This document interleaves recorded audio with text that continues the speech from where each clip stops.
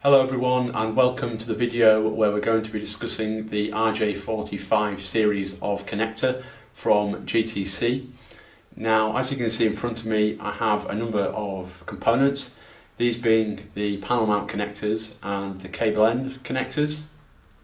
So just to give you a bit of background on the connectors themselves, they are available in metal or plastic material. The metal is IP68 rated and the plastic is IP67 rated, making them a really robust connector. They are available as pre-wired or field installable. You can have screw or bayonet coupling in the plastic and the metal options. All GTC panel mount connectors are rear potted with epoxy glue, meaning that the application that the panel mount connector is attached to still retains its IP rating and remains waterproof. They are all C3 in size. They do have a panel cutout of 20.75 millimeters. Now, moving on to the actual panel mount connectors, you can see in front of me, you can see the plastic and the metal options here are pre-wired.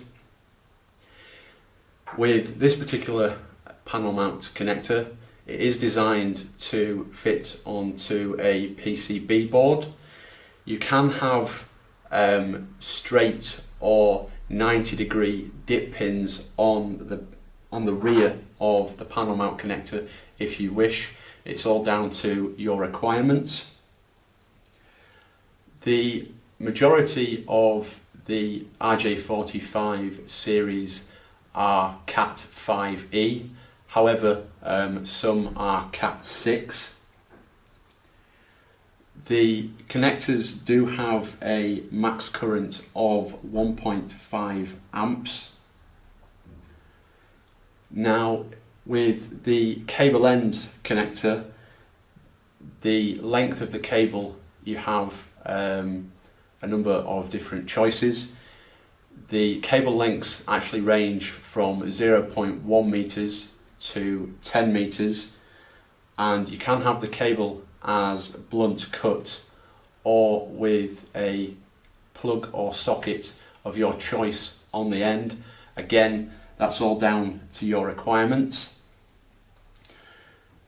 Now, because the RJ45 series is so broad, they are really good connectors for applications such as industrial panels, automation and robust computing.